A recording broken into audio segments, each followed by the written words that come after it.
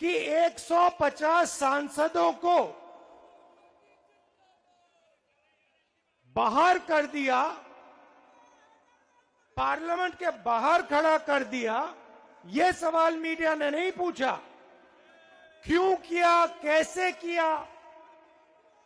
अमित शाह से सवाल पूछा कि भैया आप होम मिनिस्टर हो, ये दो युवा जंप करके कैसे आ गए?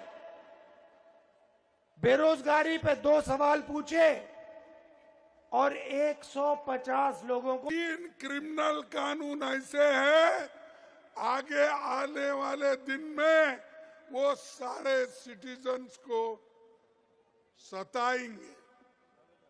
अच्छे कानून को हम स्वागत करते हैं। किसानों के लिए भी ऐसा ही किया, मजदूरों के लिए भी ऐसे ही कानून लाए।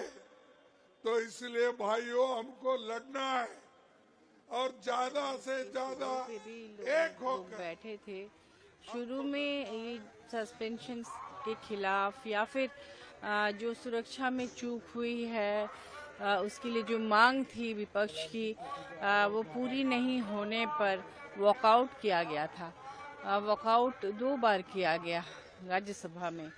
उस पर भी जब बात नहीं बनी तब वेल पे लोग गए, प्लेकार्ड लिए और जो भी हुआ आप सब जानते हैं।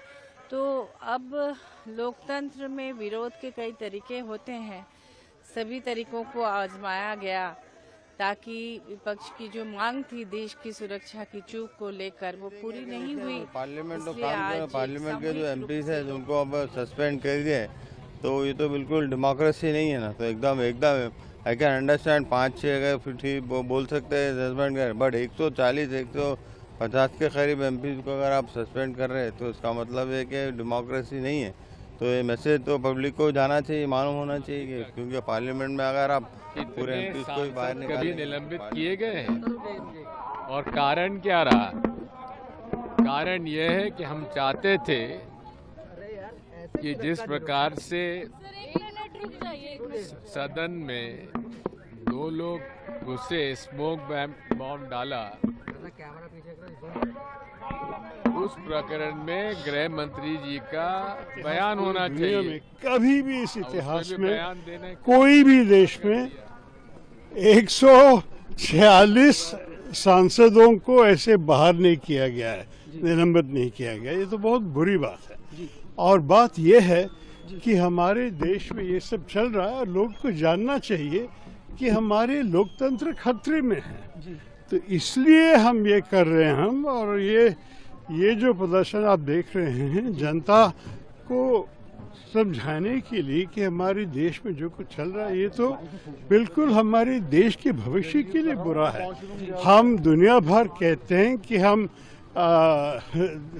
लोकतंत्र की माता है, मदर ऑफ डेमोक्रेसी, लेकिन कोई भी अपनी माता को इस किस्म से ट्रीट करते हैं, ये बिल्कुल बुरी बात है। नेकी है वो चुनाव में आएगी कि आप लोग इस सरकार को बदल के अच्छी सरकार लेके आइए इंडिया अलायंस के। डेमोक्रेसी के तहत सबको बात करने का हक है और वो आजादी आप छीन नहीं ले सकते।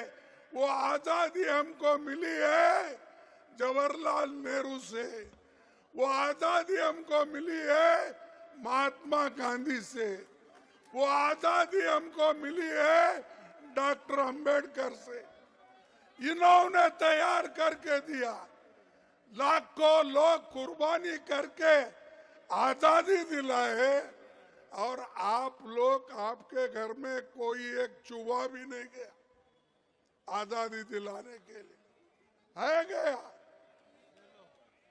और वो हमको कहते हैं देश को ये बर्बाद कर रहे अपोजिशन के लोग, देश को ये लोग यहाँ पर डेमोक्रेसी नहीं चलने देते, ये कहते हैं।